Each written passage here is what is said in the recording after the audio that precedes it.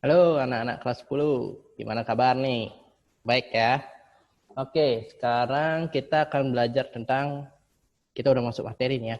Kita belajar tentang nilai mutlak ya.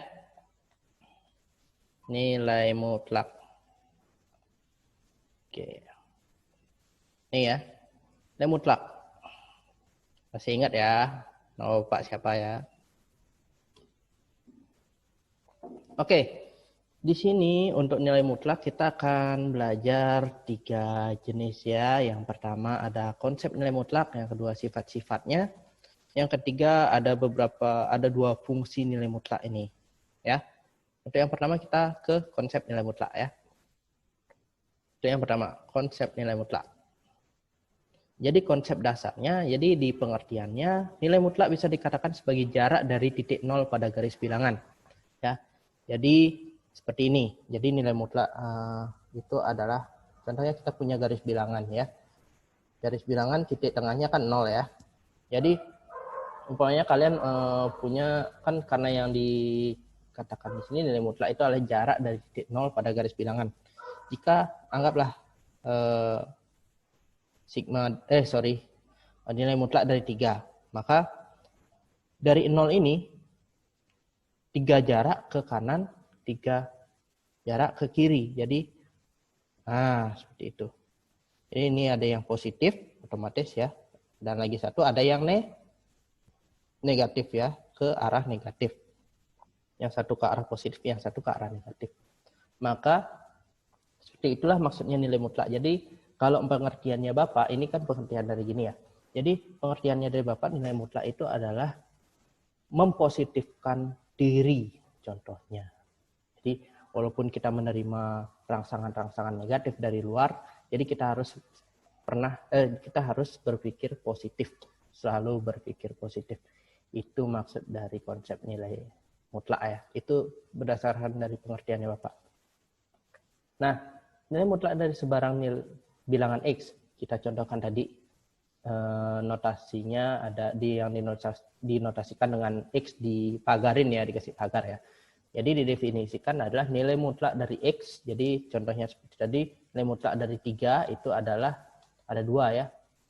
Jadi ketika dia bernilai X, jika X-nya lebih besar daripada 0 ya, ke arah positif, dan dia bernilai negatif X, dia bernilai negatif jika X-nya kurang dari 0 ya.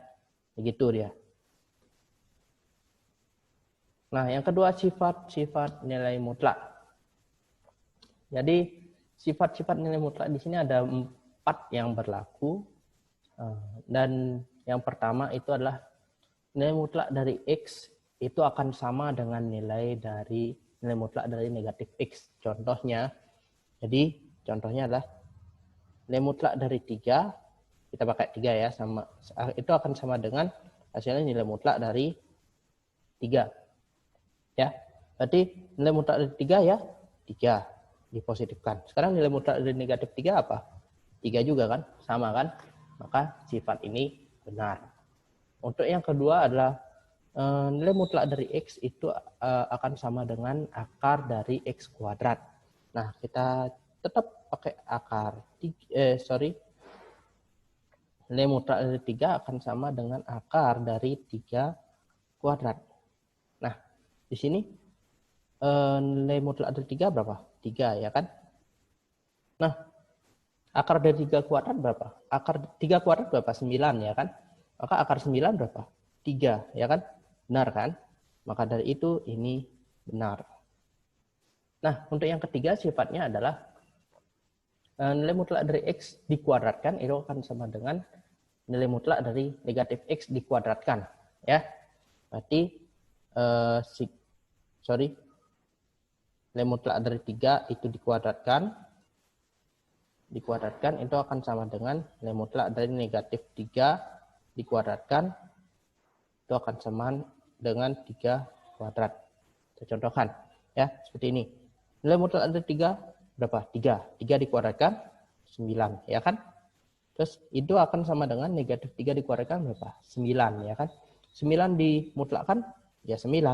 Terus 3 kuadrat berapa? 9 juga kan? Benar kan? Berarti ini benar. Nah, untuk yang keempat ini untuk sebarang X dan Y. Jadi ada dua bilangan yang berbeda, X dan Y, dengan X dan Y adalah bilangan real. Jadi beberapa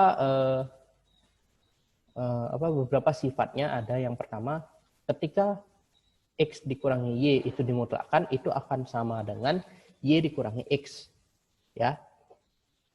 Jadi berbalik. Jadi X dikurangi Y itu akan sama dengan Y dikurangi X. Itu akan sama nanti hasilnya.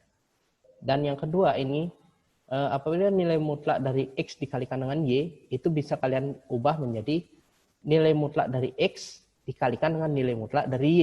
Jadi ini bisa, ini sama saja nih artinya. Ya.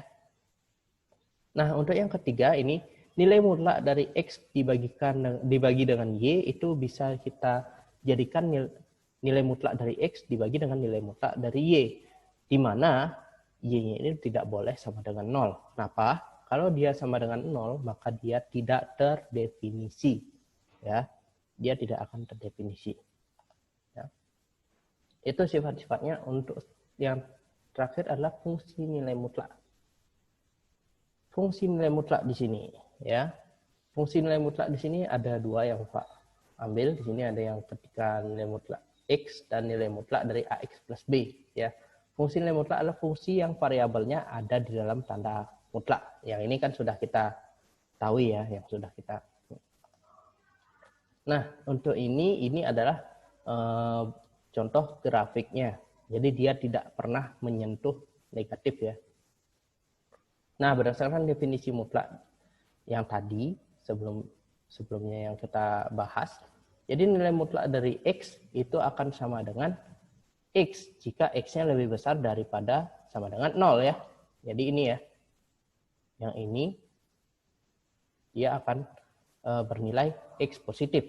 Sedangkan ketika dia akan bernilai negatif jika X-nya kurang dari 0 ya. Ya, jadi ini dia. Ya. Nah, perhatikan untuk yang pertama, grafik fx sama dengan nilai mutlak dari X ini tidak pernah berada di bawah sumbu X. Karena kalau berada di bawah sumbu X berarti dia tidak biasanya tidak ada nilai mutlaknya. Ya. Untuk yang kedua, untuk X-nya lebih besar daripada 0, grafik fx ini adalah yang ini ya. Yang ini dia. Ini untuk X-nya yang lebih besar daripada 0. Ini untuk fx-nya bernilai kurang dari 0 ya. Ini dia. Ya. Ini syarat-syaratnya. Nah, untuk yang kedua, fungsi nilai mutlak yang kedua ini. Fungsi nilai mutlak yang kedua, jadi berdasarkan definisi nilai mutlak yang tadi, yang pada awal, jadi nilai mutlak dari AX plus B, dia akan bernilai positif jika AX plus B-nya lebih besar dari sama dengan 0. Ya. Nah, dia akan bernilai negatif AX plus B, jadi negatifnya dikalikan dengan AX plus B, itu jika AX plus B-nya kurang dari 0. Nah, salah satu contohnya di sini yang Bapak ambil adalah 2X tambah 1 dimutlakkan. Ya. Nah, perhatikan. Yang pertama, fx sama dengan nilai mutlak dari 2X tambah 1 tidak pernah di bawah sumbu X. Ya. Tidak pernah ya.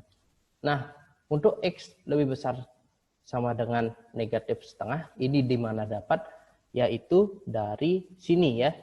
Jadi AX plus B lebih besar sama dengan 0. Jadi kita ambil AX plus B-nya yaitu 2X plus 1 lebih besar sama dengan 0. Dah. Untuk plus 1-nya dibawa ke sebelah kanan menjadi 2X lebih besar sama dengan negatif 1. Berarti X-nya sama dengan X-nya lebih besar daripada negatif setengah. Dah. Dari sana dia mendapatkan untuk X lebih besar sama dengan negatif setengah. Ya. Nah, grafiknya itu merupakan grafik fx 2x plus 1 yang ini. Nah, untuk yang kedua yaitu ketika X-nya kurang dari negatif setengah, tetap dapatnya dari mana? Dari sini ya. AX plus B kurang dari 0. Jadi, tetap seperti tadi, hanya tandanya saja yang berubah, 2X 2x plus 1 kurang dari 0. Maka 2x kurang dari negatif 1 berarti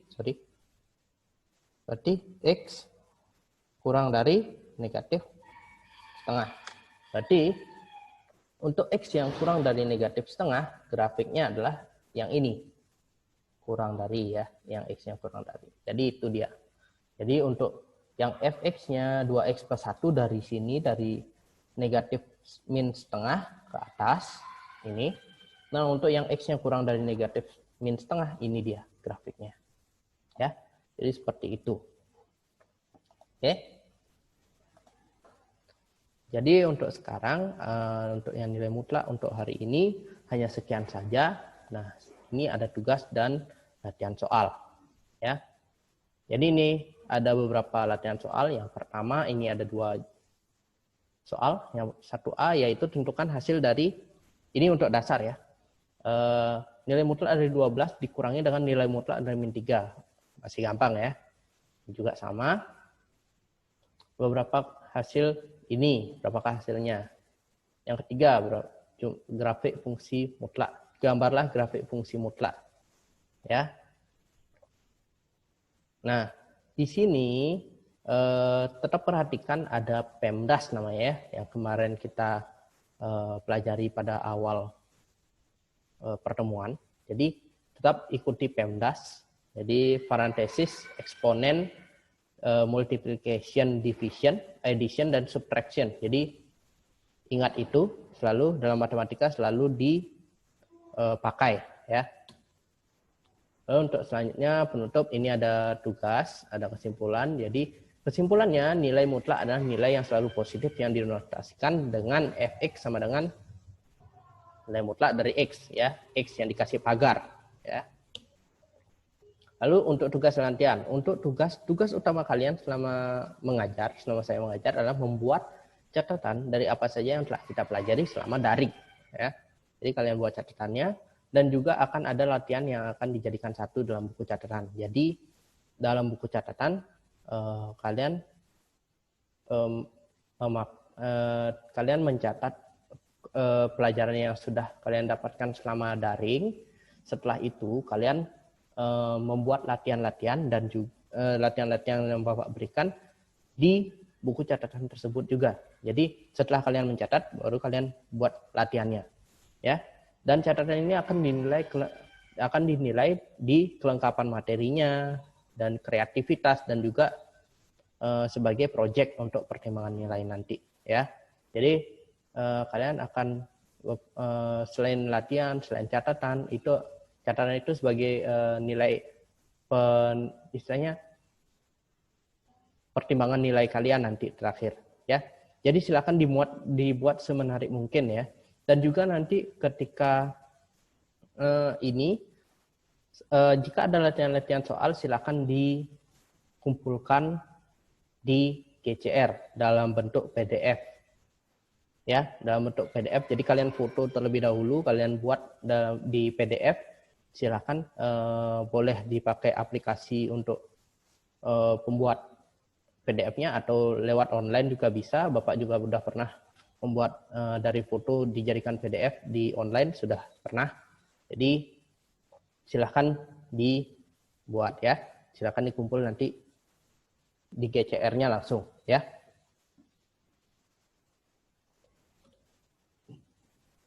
Jadi untuk sekarang sekian saja dari Bapak.